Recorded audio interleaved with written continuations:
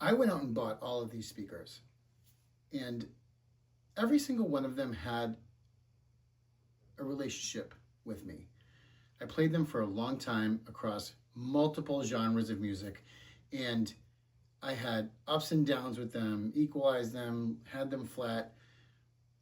I have a lot of respect for the makers of these speakers. These are some of the best I've ever heard as far as bookshelves go. There was one speaker in particular that had a really, really rough time of it. And the Elac is the speaker that everybody was saying, it's amazing, best for the money, you can't go wrong, speaker of the year. I had a really rough time with this. It took me a long time to get this speaker to sound good. I even bought monoblocks that I thought, this is my last chance to see if these, I shouldn't have to go that far to have these sound as good as other reviewers are saying these sound. And I'm not saying that anybody was paid off or anything like that. There are speaker companies that will send you speakers, and some reviewers might feel duty bound to give them a decent review. I find it hard to believe, especially the reviewers who reviewed this Elac. I have a hard time believing that they actually felt like they had to give the company that much credit for this speaker. I had to figure out why I wasn't hearing what they were hearing. And, I have a lot of nice stuff here. I have Thiels, I have Gallo Nucleus 3.1s. I have these Polks that I remember one reviewer, he has a pretty decent sized channel, and he had blindfolded. He had all these other speakers, and that speaker, that Polk TSI 100, they picked it out blindfolded. That, it sounded better than all the other speakers. And I went to the ends of the earth to try to get this speaker to sound somewhat in the range of these speakers. And these speakers all deserve credit on their own. They're all great. Most recently, these triangles, I have a really good time with them. So anyways, I'm going to go one by one and tell you how I feel about all these speakers. And then at the end of it, I'm going to tell you how I got the Elacs to actually sound okay. Let's start with the Klipsch. These are the 600Ms, not the 600M2. The reason why I picked these is because they were actually an amazing deal. Under $400. Klipsch has the name recognition, but you don't want to just use that and say this is what I'm going to get. You want to really feel the deal. You want to really feel like these are good speakers and they fill the sound that you need. And the great thing about Klipsch is they kind of fit into a broader picture of good sound, right?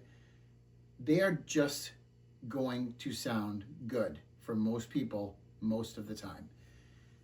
This speaker is impressive just in the full body alone, the bass that it can deliver.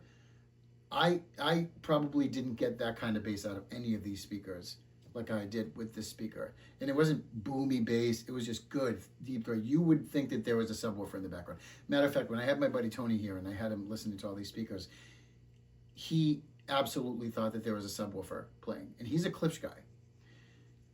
But he's a Klipsch Towers guy, so this is the first time he actually heard bookshelf speakers and Klipsch bookshelf speakers, and this speaker really did impress him. He liked it a lot. When you put that speaker and you compare it to all these speakers, one reviewer, one YouTuber said the best way to describe it is fun. Absolutely. A great, fun speaker. You can set and forget, and it sounds great, and you can play it at a party. You can play it in your, while you're listening to jazz or rock. It's a good all-around speaker. It does everything well. But it also plays like rap music and stuff like that. It also plays that well because it plays, with some authority and bass. The Cambridge Audios, I enjoyed them, but it just took me a little while on the EQ to get them where I wanted them to be. They were a little bit bright. I had to tone them down quite a bit, but I did end up getting them to where they sounded good. They can be fatiguing. You really do. You can't just play out of the box. I think they're going to be too fatiguing over a long period of time. But if you play with the EQ a little bit, you're gonna find them that you can get them where you want them to be. It just takes a little bit of work. Good speaker, very low price. I think this was under $300 for the pair. That was a good deal. These pretty ladies, I'd never heard Triangle before. French company, beautiful, just a nice, beautiful design. I love this wood style. They're French. They actually say Triangle French speaker manufacturer. These are Berea Bro 3s. I was very impressed by this speaker. This speaker almost reminded me of the Klipsch 600Ms. I think they have more bass than you're going to think that they're going to have when you plug them in. It didn't take much to get them into that zone where they just snap at you and you just say, wow, this is a really nice speaker. They're made very well, very nice quality on the front. You can feel on the tweeter, it's like almost like a rubbery feel here. Beautiful looking speaker, great speaker overall. I would recommend these to anybody. I think that if you haven't tried Triangle, give them a shot. You can always return them if you don't like them. I think you'd end up keeping these. It's hard for me to say anything bad about these speakers. I like them. They're not the best of the bunch, but they are really, really, really good. I'm going to skip these for a second. I'm going to move to the B&Ws. And I always find so many B&Ws. I'm sorry. These are the 606 S3s. This speaker and this speaker, they're more money than the rest of the group. Not by much, because these are kind of up there. These speakers are much more expensive than these are the top end of how expensive all of these are. But if you do spend a little bit more money, you are going to be happy with these B&Ws. These speakers do everything well. These speakers execute everything really, really well. I had a hard time even finding any flaws with this speaker, to tell you the truth. I just feel like if you're going to spend the money, this is the speaker to go. This is the bookshelf speaker to go with. Now, is it the best out of all bookshelf speakers? No, just the best of what I found basically, on Amazon and Crutchfield. I mean, these are speakers I gravitated toward, but there are so many other speakers out there you could go and try. There are a bunch of different speaker brands. There are niche speaker brands. You're not really going to find Thiels everywhere at Gallows, but and the Fluence and Paradigms, great company, by the way, PSB and all those speakers. I felt like these B&Ws are going to do a lot better than what you're going to find out there when you get up to the $1,500 price range. Even approaching the $2,000 price range, I would go with these B&Ws before I went with anything else, unless you're going to go a lot higher, and that's a different, that's a whole different bracket. I still consider these budget speakers, even though they're over $1,000. But you can also get them used, and you could probably pick them up for around $800, 800, 900. It depends on who's selling them. You could probably wait a little bit and find somebody dumping them, or you can get them open box. I didn't feel a need to break these in. I bought these brand new, and I bought another pair used. I didn't feel a need to break these in. These were beautiful right out of the box. I've had probably 40, 50 hours on these. These are part of my main system, and I loved them. I think that they're absolutely amazing. If you have the money, this is the bookshelf speaker, let's say under $2,000. The speaker that brought them, I look for clarity and detail. That's what I'm about. If I want bass, I'll add a subwoofer. But I also feel that in a good bookshelf speaker, you shouldn't need a subwoofer. A good bookshelf speaker should give you enough bass, unless you're listening to rap and you have to hit those really low frequencies. A good bookshelf speaker shouldn't make you want to reach for a sub. At normal listening levels, rock, country, stuff like that. A good bookshelf speaker should do the trick. There is not a bookshelf speaker that I have, and I can't really say that is better than any tower, but as far as clarity goes, I haven't heard a bookshelf speaker that's going to give you the kind of clarity that these SVS Primes give you. These SVS Primes are brilliant. It's a $700 price point right now, I believe, for these. They're worth every penny. Every penny. If you're going to spend $450 or $5, just try to spring for the extra couple $100. You will hear things in your music you have never heard before.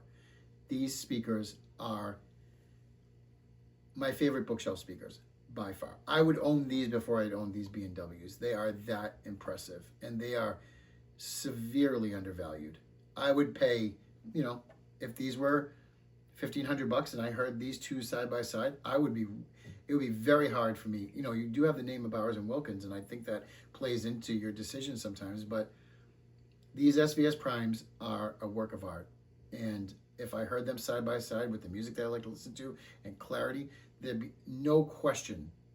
I would say I need to hear a lot more of the music I love with these speakers, because there are going to be some details that I've never heard before that these speakers are going to bring out. 100%, I recommend the SVS Primes. I'm not being paid by them. I don't have any promotions. I'm really so new to this that nobody's really going to start doing that until I get a little bit bigger. But I can tell you right now that if SVS called me, 100% I would say, I'll review everything. I know that it's going to sound great, because even this little bookshelf sounds incredible. If you get a chance to get them, they're amazing. I haven't heard the towers, but I heard the towers are even better. I have no reason to doubt that. These are amazing. These Elacs were really tough to drive. I started with, as I start with all of the speakers that I test, I start with the Fozzy BT30. It's just a little amp. I'm sure you've seen them on Amazon if you've been doing this for a little bit. The Fozzy BT30. I actually had these two plugged in, and the RP600s and the Elacs had a similar amount of bass. But the high end, it was just rough, and I was like, it's got to be the amp. For the amount of people that say this speaker is amazing, I 100% thought it was the amp. Okay. I moved it just over to the IMA. I have the IMA right next to it, the IMA T9 with the little tubes on top. The sound was a little bit warmer, which is what I was thinking. I'm like, all right, let's try to get this treble, this tweeter down a little bit. Let's just wind it back a little bit. It did get a little bit warmer, brought the treble down a little bit, but man, I was like, I just can't, I was, messing with the treble and turning it down, down, down. I just couldn't get the high end of the speaker is just, I didn't like it. So next thing I did was plug it into my Marantz. And all of these speakers are going to sound decent on a decent AVR like a Marantz SR5012, Cinema 30, Cinema 60. All of these speakers are going to have the proper power, and they're going to sound good. They're not going to sound the best they can sound, but they are going to sound good. So I had these hooked up and the SVS Primes, and I was switching with my One Little Bear, which is a great product, by the way. I'm going to review that at another date. But I was switching between these and other speakers, and there was, out of all these, there was no comparison. These things were too harsh. I had other people listen, too harsh. Equalized, not equalized, too harsh. So I'm like, what am I going to do? Switch over to a Denon amp. Couldn't get it. Finally, I had gone out and bought two Emotiva UPA-1 monoblocks that were only used for 1 hour. They're an older amp, but they were practically brand new, still in the box, styrofoam, everything. They were brand new. Guy used them. He bought them, brought them home, got deployed. His father put them back in the box, and he just never came back home. He ended up moving to another house, and I bought a bunch of stuff off them, including those monoblocks. before I did that, I used a Pioneer amp just to see if it was, with the deck. So I did the topping E70 Velvet. And I went through, I'm sorry, no, I didn't. Scratch that. What I did was I used the SMSL SU1. And I went into my preamp. And then from there, I powered these speakers.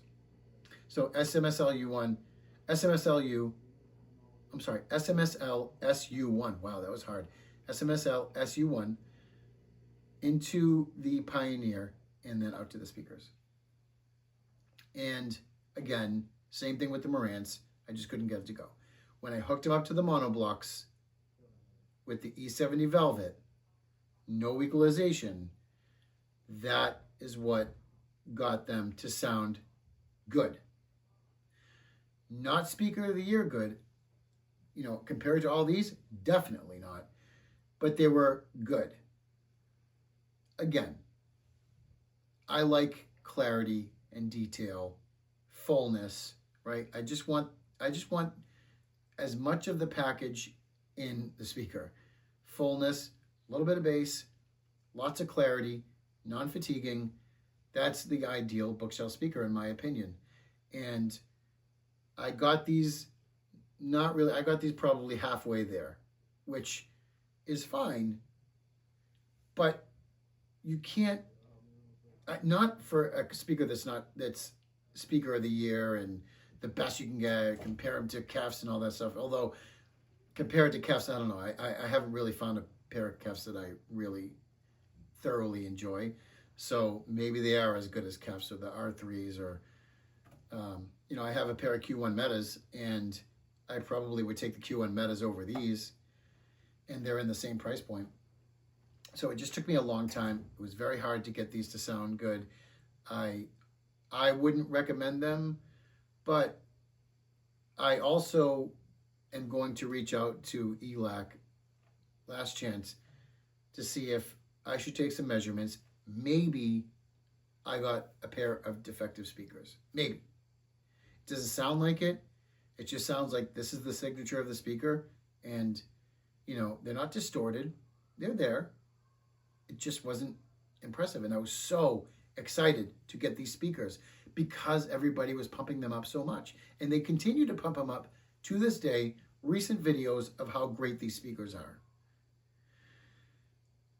The DB63s are not on my list of speakers I think you should buy. And I would venture out to say that there are other people that feel the same that probably don't have a speaker channel and that aren't reviewing them. I don't think that these speakers are gonna hit everybody's ears the same way. Pass on these. Now, absolutely number one, the SVS Primes. If you want to spend a little bit more money and you want that speaker that just does everything extremely well, 606 S3s. Down from there, in that price category, these triangles are awesome. I absolutely recommend these triangles. If you're going to go a little bit cheap, these RP600s are a steal. I've read and watched videos where they said, if you have the RP600s, should you run out and buy the RP600 M2s? Some have said, no, it's not night and day like that. It's really not worth it if you already have the 600s. But if you don't have them, buy the 600 M2s. They're a bit of an upgrade, but they're not night and day. So if you already have them, don't go and buy them. These are a great speaker, all-around speaker. If you want a very, very safe bet, these are going to be the speakers that you are going to be able to put in your system. They're going to sound great. Set it and forget it, not analyzing anything, just trying to enjoy speakers, enjoy your music at normal listening levels. Those RP600s are a bargain under $400. Absolutely no question. The Cambridge Audios, maybe you want to buy them and maybe they're okay. They're a bigger speaker. I mean, they're as big as the Elacs. I'd take these over the Elacs 100%. Cambridge Audio is a decent company and they make some stuff with good quality. I can't say anything bad about them. There are better speakers out there, but these are getting cheaper and cheaper and cheaper. And I bought them just because they were so cheap. I figured, why not? I think I got them they were $299 or just over $300. That's a pretty decent buy. So that's my review of the speakers I think you should be looking at, except for this one. And if you have any questions, leave them in the comments. If you agree, don't disagree. I'm probably going to get a lot of people saying, you're crazy, they must be defective. I'm probably going to hear some of that stuff. But that goes with the territory. I think that they are not all they're cracked up to be. I think there are better speakers out there. I've just outlined some for you.